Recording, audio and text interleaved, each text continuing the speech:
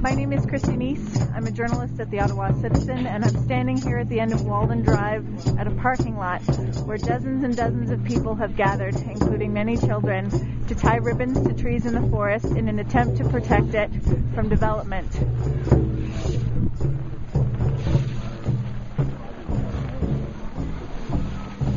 The ribbons are purple.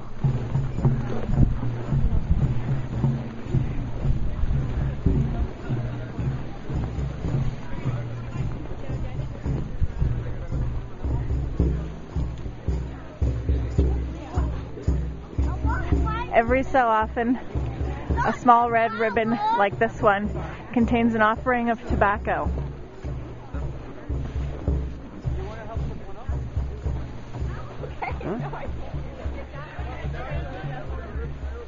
I gave mine out to little kids. Yeah, that's what we were doing. We were helping Daniel.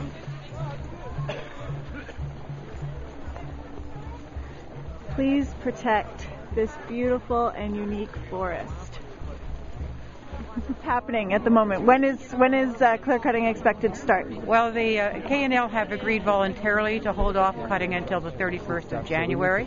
This here is a ceremony with the native various Algonquin tribes who are concerned about this being a sacred forest and that their concerns are not being heard. Mm-hmm. And the community just come out to support them today, and I come out to find out, to know what's happening and to be with my community. Mm-hmm. And so how does it feel to be out here today and to see what's happening, the ribbons on trees? Well, it's sad in many respects. I put my own ribbon on a tree, too. I put it where the road's going to go because I know that will be cut. Some of them are on trees that will be saved because they've asked people not to trespass, but the people are still going into the woods to ski and things like that because they haven't started to work yet. Mm-hmm. What option do people have at this point? I've run out of options at the city. I've taken everything I could to see if there's some way we could save it. I've met with the National Capital Commission. They're not ready to have any discussions. They want to finish their Greenbelt study first, and that's over a year away.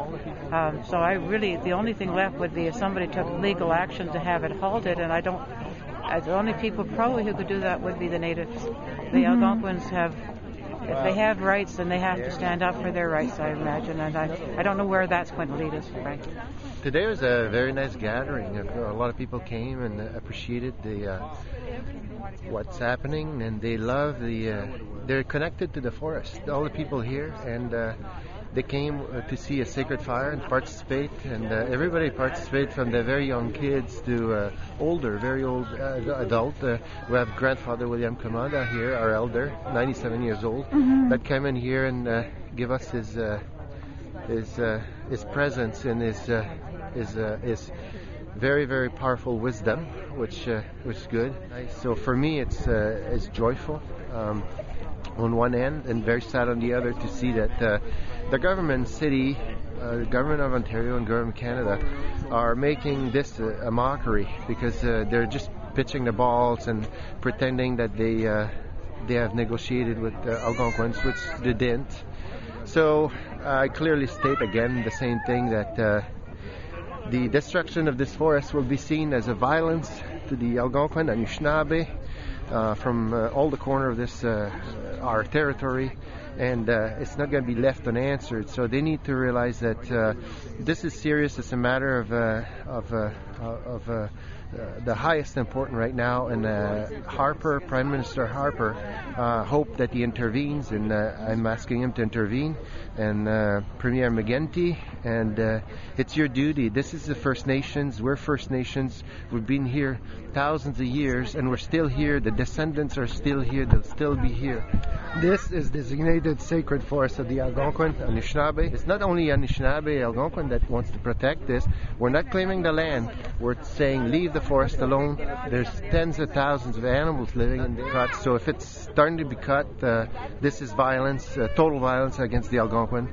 And violence or racism or paternalism is not going to be tolerated, and it will not be left unanswered. Well, the next step for us right now is we're going to have a discussion with the chiefs again, and what our next step is continue the sacred fire that's what it's the purpose this week is Sacred Fire. So we need to continue that until tomorrow afternoon and keep thinking and pondering over what's happening here. Sad. I'm very sad to be here today.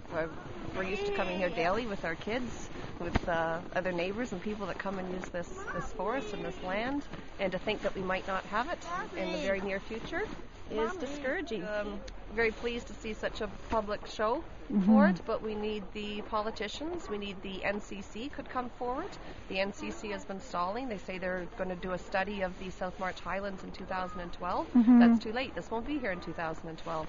The NCC is supposed to act on behalf of the people of Canada, and they're not. They say they're going to do a study in a year. Well, they need to bump that up because Urbandale knows that. Urbandale's rushing this through. So are they serving us or are they not?